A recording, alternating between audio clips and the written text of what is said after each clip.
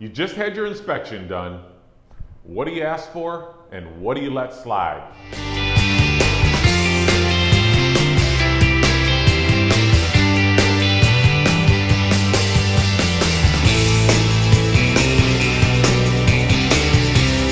Hi, I'm Mark Z.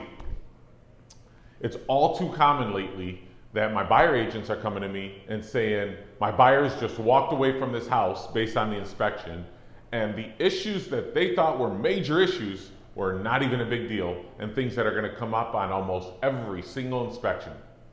Folks, I'm seeing this more and more. I'm seeing buyers walking away from great houses. There's no inspection report that I've ever seen in 16 years that's came back completely clean. Every house has some challenges. Some are major, some aren't a big deal. But as a buyer, how do you know whether you should ask the seller to correct it or whether you should just let it slide and you assume it? Well, I'm going to go through over the next couple minutes what exactly we think, what we find to be major issues and things that you should ask the seller to do and what you should just let slide. So number one, HVAC, furnace and air conditioner, boiler issues, things like that. Now, you have to pay attention to the seller disclosure statement. On the seller disclosure statement, if they disclose up front that the furnace or the AC was 25 years old, it's not right to go back and renegotiate saying after inspection that the furnace is older and you're going to need to replace it or repair it. What you might want to do instead, if you didn't get a home warranty, is ask for a home warranty, because a home warranty will either repair or replace, depending on how much it costs. They might give you a credit for a new one, but they will take care of that throughout the first year after your purchase. Now, you can always renew that home warranty and keep that going as well, but that will take care of furnace and AC. Again, pay attention to the seller disclosure statement.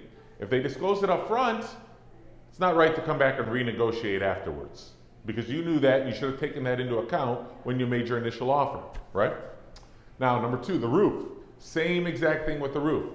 Did they disclose up front that the roof was 30 years old? If they did, it's not right after inspection to go back and say that the roof is older and needs to be replaced. You should assume that if the roof is over 20 years old, that it's probably going to need to be replaced in the next 5 to 10 years. The average life expectancy of a roof, of a three-dimensional roof, is anywhere from 20 to 30 years. Okay, depending on whether it's in an area where the sun's beating on it all the time and things like that. Now, if they didn't disclose how old the roof was, then that might be a negotiating factor. Same thing with the furnace and AC. If they left that blank, or if they didn't disclose how old it was, or maybe they misstated how old it was. Maybe they said the roof was 7 years old, and come to find out the roof is really 15 or 20 years old. Then that's something that you have every right to renegotiate on, because again, you were surprised. Structural issues. Structural issues are going to be things that there's no way you would have known that the home had a structural issue unless it was just blatant and obvious. Okay? If the house is leaning, if floors are leaning, those are all things that you may or may not have been aware of when you place the offer on the property. That's the whole point of the inspection, is to find issues that you weren't aware of. If it was open and obvious, those aren't things that you should go back and renegotiate. Now, basement waterproofing and foundation issues.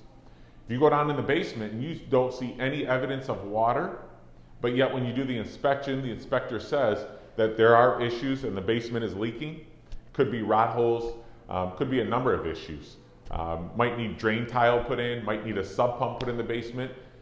These are, again, things that are very costly and something that you should renegotiate with the seller to either give you a credit or fix the issue at hand. Electrical. Now, when I say electrical, I'm looking for major electrical issues. Maybe the panel. Maybe the panel has fuses and needs to be updated to circuit breakers. But again, when you did your initial walkthrough, this should have been something that maybe you've seen. But maybe you didn't. Maybe you didn't open up the panel box. You're not asking for GFIs to be put in. These are minor fixes that cost anywhere from 25 to 50 bucks. Not a big deal. You don't want the seller to arch their back and not want to repair anything. You want the seller to take care of the major and the costly issues that are challenges with the house. Number 6 is radon. You should always test for radon.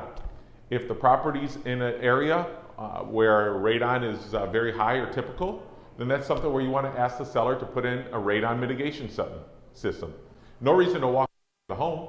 You can have a radon mitigation system installed for usually under $1,000, and this will take the levels down to 0 or very close to it.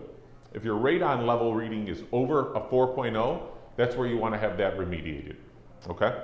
So radon, again, nothing to walk away from. A system's going to cost you around $1,000. Number 7, exhaust fans. Back in the day, exhaust fans always used to vent into the attic. Now, according to code, exhaust fans should vent outside to the exterior. So if the exhaust fan is venting in the attic, what they could do is cause ventilation issues and cause mold in the attic. This isn't a huge costly effect. This could be 500 bucks, give or take, to have this vented outside, depending on how they're going to get it outside. But it's something that's reasonable and something for you to either ask the seller to correct or give you a credit for. Number 8, septic and well. Now, city water, city sewer. Septic field could be very costly, anywhere from $5,000 up to $25,000 if it's an engineered field. So you definitely want to have the septic inspected along with the well. A new well could be $5,000 to $10,000 for a new well. So you definitely want to have the well and septic inspected, and that's not something that you would be aware of while you were walking through the home. You would have no idea if the well and septic were in good working order or not, no matter what they disclosed on the seller disclosure statement. Number 9, this is the most common challenge that we find in home inspections. And this is why we recommend that sellers always do a pre-inspection before they list a home, because they would have no idea of knowing that there was mold up in the attic unless they've been up in the attic recently.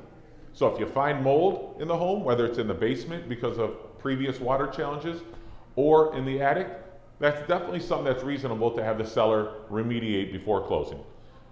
So any mold issues could be due to either the roof leaking or ventilation issues. The roof might not have been properly ventilated and might not have been able to breathe properly. This could be very costly. Mold could be anywhere from a couple $1,000s up to $5,000, $10,000, $15,000. Could be very costly, and something that any seller should have fixed before you close on the home. So that's something that I would have done 100%. Most other issues with inspections are very minor. There's always surprises, but again, you never want to renegotiate something that was open and obvious during your walkthrough. When you're doing an inspection, the whole point of the inspection is to uncover things that you weren't aware of. Structural issues, hazards, safety hazards, things like that you had no idea existed. Other than that, every home, every inspection is going to have its challenges. What you want to look at is things that you weren't aware of. Okay? Hope that helps. If there's anything I can do to help you again, my name is Mark Z. Take care and happy house hunting.